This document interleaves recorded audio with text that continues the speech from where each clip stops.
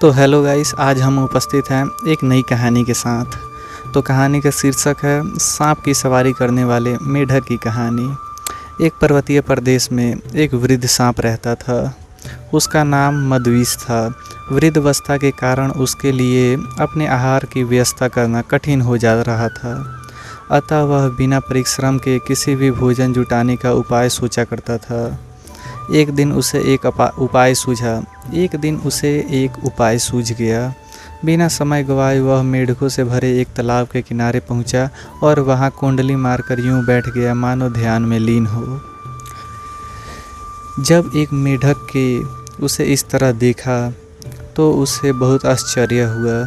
उसने उससे पूछा, क्या बात है सांप मामा, आज इस घड़ी आप यहाँ कुंडली मारकर बैठे हो, भोजन की व्यवस्था नहीं करनी है क्या? आज क्या आपका उपवास है? मंदविश ने मधुर वाणी में उत्तर दिया, अरे बेटा, आज प्रात जो घटना मेरे साथ घटित हुई उसने मेरी भूख ही हर ली। मेढक ने जिज्ञासावश पूछा, ऐसा क्या हुआ मामा? बेटा, प्रांत मैं एक नदी के किनारे भोजन की तलाश में घूम रहा था। वहाँ मुझे एक मेढक दिखाई पड़ा। मैंने सोचा कि आज की भोजन का व्यवस्था हो गई है। उसे पकड़ने बढ़ा मैं।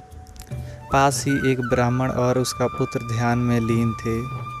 जैसे ही मैंने मेढक पर हमला किया, वह उछलकर दूर चला गया और ब्राह्मण का पुत्र मेरे दस्त का शिकार बन गया। वह वहीं तड़प कर मर गया। अपने पुत्र की मृत्यु देख ब्राह्मण क्रोधित हो गया और उसने मुझे मेढकों के वाहन बनने का श्राप दे दिया। इसलिए यहाँ तुम लोगों के वाहन बनने आया हूँ। मेढक ने यह बात अपने राजा जलपद को बताई।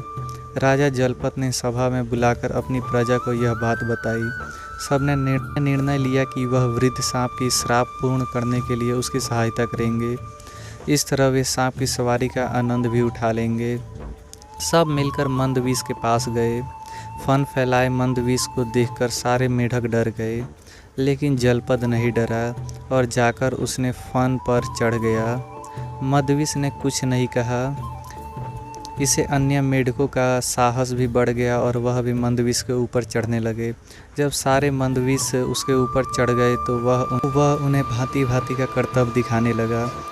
उसने उन्हें दिन भर इधर उधर खूब सैर करवाई, जिसमें सभी मेढक को बड़ा आनंद आया। अगले दिन वे सब फिर सवारी के लिए मंदविश के पास आए। मंदविश ने उन्हें अपने ऊपर चढ़ा तो लिया, लेकिन वह चला नहीं। यह देख जलपद ने पूछा, क्या बात है, आज आप हमें करतब नहीं दिखा रहे, ना ही हमें घुमा रहे हैं? मंदविश बोला, मैंने कुछ दिनों से कुछ खाया नहीं है, इसलिए मुझे चलने में कठिनाई हो रही है। जलपद बोला, अरे ऐसा है तो आप छोटे छोटे मेढकों को खाकर अपनी भूख मिटा लो, फिर हमें ढेर सारे करतब दिखाओ। मंदविश इस अवसर का ताक में था। वह प्रतिदिन थोड़े थोड़े मेढक खाने लगा। जलपाद को अपने आनंद में यह सुध ही नहीं रहा कि धीरे धीरे उसके वंश नाश होते जा रहे हैं। उसे होश तब आया जब वह अकेला बच गया और मंदविश ने अपना आहार बनाने पर तुल गया। वह बहुत गिड़गिड़ाया, लेकिन मंदविश ने एक ना सुनी और उसे भी लील गया। इस तरह पूरे मेढक वंश का नाश हो गया। मॉरल ऑफ द स्टोरी, अपने शारीरिक सुख के लिए अपने हितैषियों या वंश की हानि ना करनी चाहिए। अपने वंश की रक्षा में ही हमारी रक्षा है।